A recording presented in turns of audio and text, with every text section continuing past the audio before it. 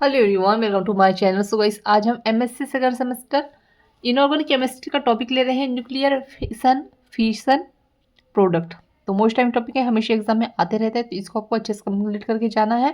और चैनल पर नए हैं तो प्लीज़ चैनल को सब्सक्राइब कर दीजिएगा, बेल आइकन प्रेस कर दीजिएगा। और एमएससी केमिस्ट्री ऑल सेमेस्टर के नोट्स परचेस करने के लिए आप मुझे व्हाट्सएप पे मैसेज कर सकते हैं, डिस्क्रिप्शन में व्हाट्सएप में शेयर कर दिया है। तो चलिए देखते हैं आगे कि फिशन प्रोडक्ट होते क्या है।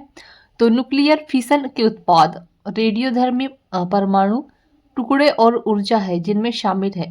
ठीक है, यहाँ पर एक क्या कह रहा है कि एक उत्पाद होता है किसका, न्यूक्लियर फिशन के उत्पाद का, जो जो रेडियोधर्मी परमाणु टुकड़े और ऊर्जा है। ठीक है, जिनमें क्या शामिल होते हैं या जिनमें क्या होते हैं, रेडियोधर्मी के परमाणु और टुकड़े और ऊर्जा शामिल होती है इनमें। अब ये फिशन फ्रेगमेंट्स क्या होते हैं वो देखते हैं। तो क्या कह रहा है कि ये बड़े नाभिक के विखंडन के बाद बचे हुए हल्के परमाणु नाभिक होते हैं। ठीक है, यहाँ पर देखिएगा, हम सबसे पहले मैं आपको अच्छे से समझाने की कोशिश करती हूँ, तो देखते हैं।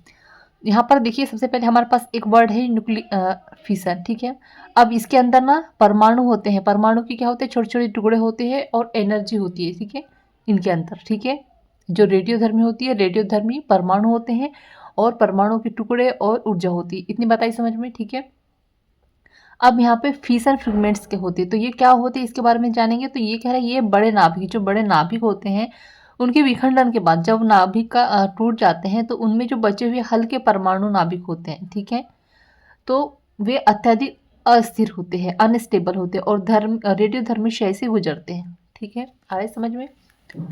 फिशन फ्रेगमेंट्स के उदाहरण में आयोडीन 131, सीजियम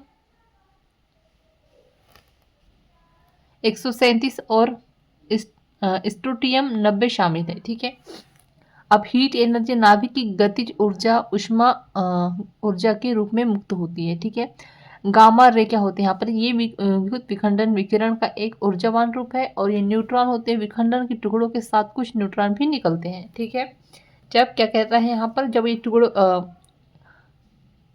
क्या कहता है, जब ये नाभिकों का जो विखंडन होता है तो उसके साथ साथ क्या होता है, यहाँ पर न्यूट्रॉन भी निकलते हैं वहां से। ठीक है, आगे देखते हैं।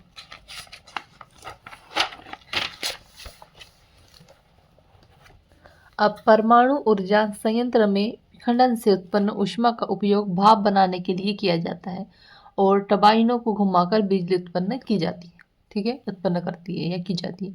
परमाणु विखंडन तब होता है जब यूरेनियम जैसे बड़े परमाणु नाभिक पर न्यूट्रॉन से बमबारी की जाती है। ठीक है, क्या कह रहे हैं यहाँ पर, जब परमाणु का विखंडन होता है, ठीक है, तो जब यूरेनियम बड़े जैसे बड़े परमाणु, यूरेनियम एक परमाणु है या एटम है जिसके नाभिक पर न्यूट्रॉन से बमबारी की जाती है। ठीक है, और वह दो छोटे नाभिकों में विभाजित होता है। जब उसमें न्यूट्रॉन से बमबारी की जाती है तो क्या होता है, वो टूट जाता है, दो भागों में विभाजित हो जाता है। ठीक है, अब परमाणु ऊर्जा का उत्पादन करने के लिए इस्तेमाल किए जाने वाला यूरेनियम का विशिष्ट प्रकार यूरेनियम 235 है, जो दुर्लभ है और दुनिया के यूरेनियम का 1% से भी कम है। आ रहा है समझ में। तो सो गाइस, यहाँ पे जो है हमारा टॉपिक एंड होता है। आपको आई होप आपको अच्छे समझ में आ गया होगा। तो प्लीज़ चैनल को सब्सक्राइब कर दीजिएगा, बेल आइकन प्रेस कर दीजिएगा। और एमएससी केमिस्ट्री ऑल सेमेस्टर के नोट्स परचेस करने के लिए आप मुझे व्हाट्सएप पे मैसेज कर सकते हैं, डिस्क्रिप्शन में व्हाट्सएप में शेयर कर दिया है। Thank you.